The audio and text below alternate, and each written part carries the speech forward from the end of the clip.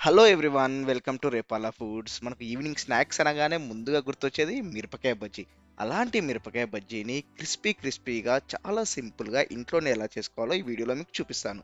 ఇక్కడ నేను ముందుగా అన్ని ఇంగ్రీడియంట్స్ తీసుకున్నాను.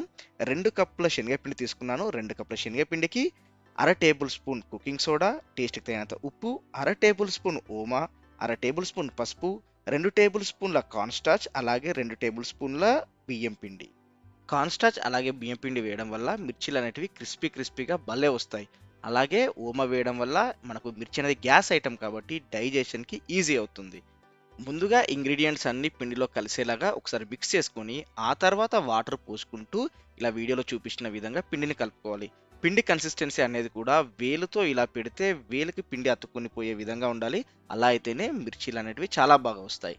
ఇప్పుడు మిర్చి స్టఫింగ్ కోసం 5 నిమిషాల పాటు చింతపండుని నానబెట్టుకొని అందులో కొన్ని ధనియాలు, ఓమ, పుట్నాలు వేసుకొని పేస్ట్ లాగా గ్రైండ్ చేసుకోవాలి. ఇప్పుడు బజ్జీలు వేసుకునే మిరపకాయలు తీసుకొని ఇలా వీడియోలో చూపించిన విధంగా పొడుగ్గా కట్ చేసుకొని అందులో ఉండేటువంటి మిరపకాయ గింజల్ని తీసేయండి. లేదంటే మిర్చి బజ్జీ అనేది కారంగా ఉంటుంది.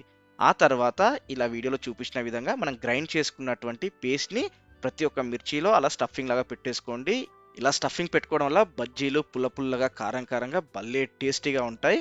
ఇప్పుడు వీటిని మనం వేడి నూనెలో వేయించుకోవాలి. ఇలా వీడియోలో చూపించిన విధంగా ఒక్కొక్క బజ్జీని పిండిలో డిప్ చేసేసుకొని వేడి నూనెలో వేసేసుకోండి. నూనె కూడా మరీ వేడిగా ఉండొద్దు. మనం బజ్జీలు అనేది మీడియం ఫ్లేమ్లో మాత్రమే కుక్ చేయాలి.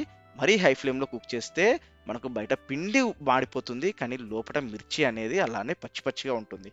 అందుకని చెప్పేసి లోపల పచ్చిమిర్చి అనేది గోల్డెన్ రంగులోకి వచ్చే వరకు బజ్జీ అనేది మీడియం ఫ్లేమ్లో వేగనివ్వండి. అలా అయితేనే మనకు బజ్జీ టేస్టీగా క్రిస్పీగా పిండి కూడా బాగా ఉడికిపోయి భలే టేస్టీగా ఉంటుంది. చూసారు కదా ఇక్కడ మిర్చి అనేది ఎంత బాగా వేగిపోయిందో. ఇప్పుడు మనం దీన్ని నూనెలో నుంచి తీసి సైడ్కి పెట్టేసుకుంటే వేడి మిర్చి బజ్జీ రెడీ అయిపోయిందండి. ఇంకెందుకు లేటు, మీరు కూడా సేమ్ రెసిపీ ఫాలో అయిపోయి అదిరిపోయే క్రిస్పీ మిరపకాయ బజ్జీల్ని ఇంట్లోనే చేసేసుకోండి. ఈ మిర్చి పైన కొంచెం చాట్ మసాలా, సన్నగా తరిగినటువంటి ఉల్లిపాయ ముక్కలు, వేయించుకున్నటువంటి పల్లీలు, అలాగే కొంచెం కార్న్‌ఫ్లేక్స్ వేసుకొని ఆ కాంబినేషన్‌లో మీకు కావాలంటే ఇంకాస్త నిమ్మకాయ పిండుకొని తింటే, ఆ మిర్చి తింటుంటే వచ్చే ఫీల్ అనేది మనకు ఏది తిన్నా రాదనుకోండి. మీరు కూడా ఈ వీడియో రెసిపీ ఫాలో అయిపోయి ఎలా వచ్చిందో కామెంట్ బాక్స్‌లో కామెంట్ చేయండి. అలాగే మరిన్ని కుకింగ్ వీడియోస్ కోసం రేపాల ఫుడ్ ఛానల్‌ని విజిట్ చేయండి. అలాగే ఛానల్‌ని సబ్స్క్రైబ్ చేసి సపోర్ట్ చేయండి. Thank you for watching.